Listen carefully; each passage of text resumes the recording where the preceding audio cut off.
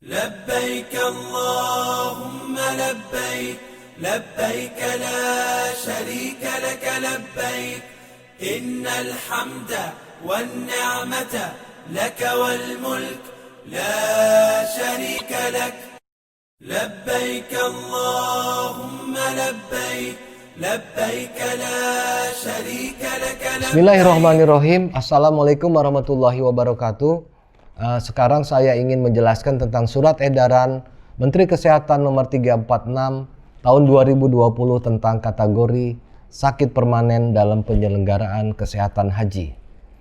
Kita ketahui bersama bahwa di dalam Undang-Undang nomor 8 tahun 2019 itu disebutkan bahwa syarat dalam berhaji adalah memenuhi syarat kesehatan. Berikut ini saya akan menyampaikan atau membacakan apa-apa saja penyakit-penyakit yang masuk ke dalam kategori sakit permanen. Sakit permanen ini adalah suatu kondisi di mana penyakitnya tidak bisa disembuhkan atau tidak bisa kembali menjadi normal, tetapi memiliki kecenderungan untuk menjadi semakin parah. Nah, saya akan bacakan tentang sakit permanen tersebut. Yang termasuk dalam kategori sakit permanen adalah ada 3. Yang pertama adalah penyakit yang mengancam jiwa. Apa saja penyakit yang mengancam jiwa tersebut? Antara lain penyakit paru obstruktif kronis atau PPOK derajat 4. PPOK derajat 4 merupakan penyakit paru stadium lanjut. Pada penyakit ini terjadi proses degenerasi sel-sel saluran nafas akibat peradangan kronis. Peradangan kronis yang terjadi juga merusak struktur jaringan saluran nafas, parenkim dan pembuluh darah di paru dan tidak bisa kembali sehat atau irreversible. Serangan akut dapat terjadi pada penyakit ini dan cenderung berulang dengan derajat yang semakin berat. Itu penjelasan tentang PPOK stadium 4. Yang kedua adalah gagal jantung stadium 4. Gagal jantung stadium 4 merupakan stadium terberat dari gagal jantung. Pada kondisi ini sudah terjadi perubahan menetap atau permanen dari sel-sel dan struktur jantung yang menyebabkan kegagalan jantung dalam memompa darah dan memberi suplai oksigen ke jaringan. Perubahan sel dan struktur ini tidak dapat diperbaiki dan berbahaya untuk penderitanya. Yang ketiga adalah chronic kidney disease atau CKD stadium 4 dengan peritoneal dialisis atau hemodialisis reguler. CKD stadium 4 dengan peritoneal dialisis atau hemodialisis reguler merupakan stadium lanjut dari gagal ginjal kronis di mana sel-sel ginjal sudah rusak permanen atau irreversible akibat hipertensi dan hiperfiltrasi kronis. Pada keadaan ini ginjal sudah tidak mampu membuang zat-zat toksis di dalam darah dan fungsinya juga harus digantikan oleh alat hemodialisis. Yang keempat, acquired immune deficiency syndrome atau AIDS stadium 4 dengan infeksi oportunistik. AIDS adalah stadium lanjut dari infeksi HIV. Pada tahap ini, tubuh sudah kehilangan kemampuan kekebalan secara menetap atau permanen untuk melawan infeksi, sehingga akan banyak virus atau bakteri yang tidak berbahaya untuk orang sehat menjadi mematikan untuk pasien dengan AIDS, seperti infeksi pada jamur. Penyakit ini tidak dapat disembuhkan dan akan semakin memburuk dengan bertambahnya waktu. Yang kelima, stroke hemoragik luas. Stroke hemoragik luas disebabkan pecahnya pembuluh darah besar di otak. Darah yang terkumpul di otak menekan jaringan otak dan menyebabkan sel otak rusak. Tidak bisa kembali normal.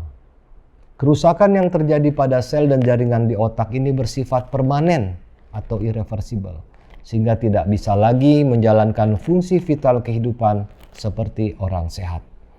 Itu adalah kelompok atau golongan pertama dari penyakit permanen. Golongan kedua atau kelompok kedua yang masuk dalam sakit permanen adalah gangguan jiwa berat apa saja gangguan jiwa berat tersebut? Yang pertama, schizofren berat.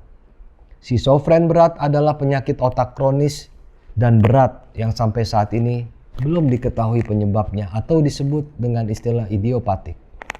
Diperkirakan bahwa kelainan genetik, kimia otak, dan pengaruh lingkungan memiliki kontribusi dalam berkembangnya penyakit ini. Penyakit ini adalah penyakit yang menetap dan tidak bisa disembuhkan, tetapi dengan bantuan obat, gejala-gejala schizofren bisa saja berkurang. Yang kedua, demensia berat. Demensia berat adalah derajat paling berat dari demensia dengan ciri kegagalan penderita untuk melakukan fungsi kehidupan sehari-harinya dan juga fungsi sosial. Demensia disebabkan karena kerusakan dari sel-sel otak dan jaringan penghubung sel otak yang tidak dapat sembuh kembali atau irreversible atau permanen yang umumnya disebabkan oleh proses penuaan atau degeneratif. Yang ketiga adalah retardasi mental berat. Retardasi mental berat ditandai dengan kemampuan mental dan kecerdasan yang jauh di bawah rata-rata. Sejumlah faktor lingkungan dan genetik diperkirakan berperan dalam penyakit ini. Namun, 30-50% kasus penyebabnya belum diketahui atau disebut dengan istilah idiopatik. Penyakit dengan derajat berat ini bersifat permanen dan tidak dapat disembuhkan.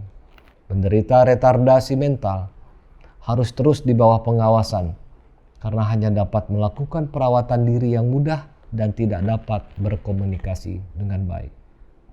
Selanjutnya, kategori penyakit yang tergolong permanen adalah penyakit yang sulit diharapkan kesembuhannya. Apa saja penyakit tersebut? Yang pertama adalah keganasan stadium akhir. Penyakit kanker disebabkan oleh mutasi DNA dari sel normal menjadi sel kanker. Penyebab mutasi ini tidak diketahui atau idiopatik dan diduga disebabkan oleh berbagai faktor. Sel yang sudah bermutasi ini tumbuh dengan cepat, tidak terkontrol, dan memiliki kemampuan untuk merusak jaringan dan sel normal di sekitarnya, sehingga menyebabkan kegagalan fungsi organ yang terkena kanker. Stadium akhir dari kanker ditandai dengan sudah menyebarnya sel kanker ke organ lain atau disebut dengan metastasis. Pada stadium akhir ini, penyakit sudah menetap dan tidak dapat disembuhkan. Yang kedua adalah tuberkulosis totally drug resistant atau TDR. Tuberkulosis dengan TDR adalah penyakit TB yang tidak dapat disembuhkan dengan semua jenis obat. Hal ini menyebabkan penderita tidak dapat sembuh. Penyakitnya akan semakin memberat dan terus berpotensi menularkan penyakitnya ke orang lain. Yang ketiga adalah sirosis atau hepatoma dekompensata. Sirosis adalah stadium akhir dari kerusakan jaringan hati akibat berbagai penyakit atau kondisi seperti infeksi dan alkoholisme yang kronis. Pada penyakit tersebut, jaringan hati mengalami kerusakan bertahap yang diganti oleh jaringan parut. Keadaan ini bersifat menetap dan jaringan yang rusak tidak bisa kembali normal. Hal ini menyebabkan hati tidak bisa berfungsi normal dan pada tahap yang lebih berat, hati tidak lagi bisa berfungsi dan harus dilakukan transplantasi. Begitu juga dengan kanker hati atau hepatoma. Pada kanker hati, jaringan hati normal dirusak oleh sel kanker dan digantikan oleh sel kanker dan jaringan parut. Demikianlah penjelasan tentang Surat Edaran Menteri Kesehatan Nomor 346 Tahun 2020 tentang kategori penyakit permanen. Sesungguhnya apa-apa yang disebutkan di dalam surat edaran merupakan penyakit-penyakit yang dikategorikan tidak memenuhi syarat istitoah sesuai dengan pasal 13 Peraturan Menteri Kesehatan Nomor 15 Tahun 2016 tentang istitoah kesehatan jamaah haji. Demikian penjelasan ini. Haji sehat, haji mabrur.